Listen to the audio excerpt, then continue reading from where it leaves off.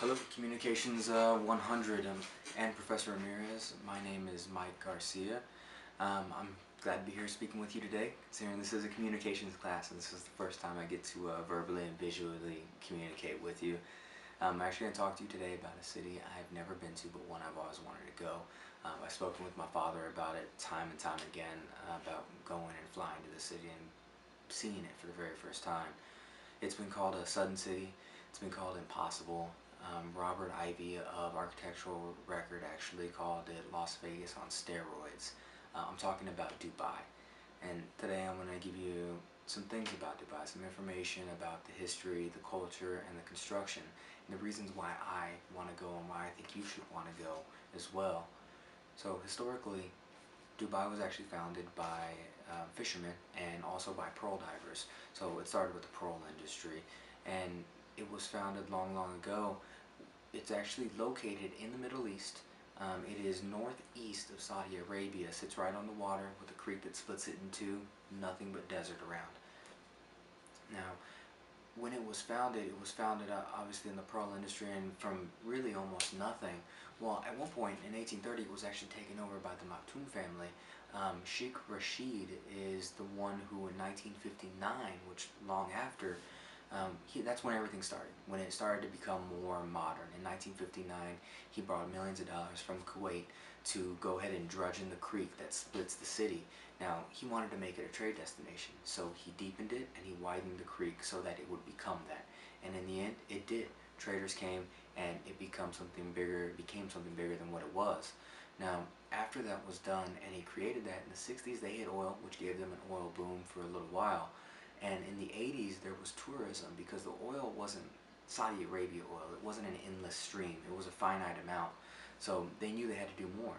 And because of that, they started the tourism industry in the 80s after the Emirates airline was actually founded.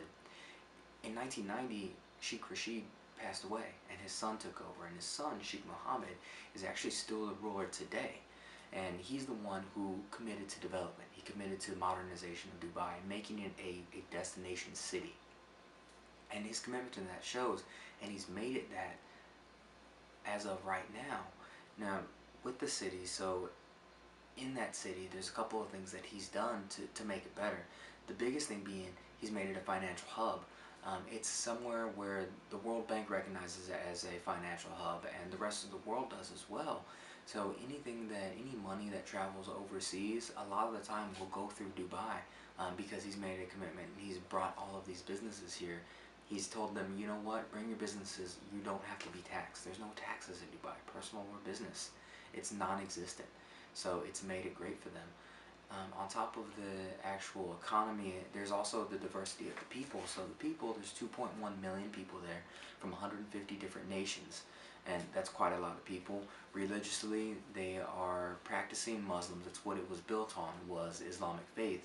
But there's also temples, there's churches, things of that nature right next to mosques. So there's basically religious freedom to practice what you want as long as you respect the religion of Islam to an extent. It's just kind of if you're a foreigner, you kind of respected the country that you're currently in. So there are other things though, again, you can practice, if you're a Christian, you can practice that freely. If you're Hindu and you need to find a Hindu temple, you can go find one there as well. So it's a very great thing. Language-wise, Arabic is spoken, but English is as well. All signs are in English and Arabic, which will help you get around if you're a foreigner because, again, of the tourism. On top of the language, on top of the culture and the religious freedom, all those things that are there, my biggest draw to Dubai is the construction. Now, constructurally, Dubai is one of the best places in the world. It is the best place in the world for you to be an architect. There's no red tape. You want to build it, all you need is the approval of the Sheikh Mohammed, and he wants you to build something that's different, that's obscure, that's never been seen. He encourages it. And there's no red tape again, so the only thing you have to do is have the money and have the approval and it'll get done. World's tallest building in Dubai, 2,722 feet. It's the Burj Khalifa. Amazing, amazing building, and I actually have a clip at the end of this which you can see of someone jumping off of the Burj Khalifa, which is amazing.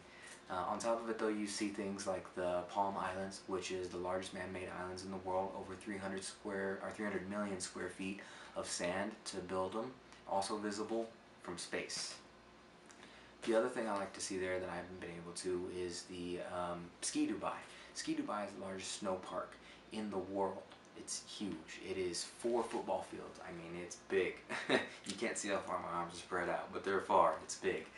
4 football fields is ginormous. So I definitely want to go see that. I want to see all the construction. I'm a fan of all of the culture, all of the diversity that they have in Dubai, and then obviously the history is something where it's come from nothing to become something grand.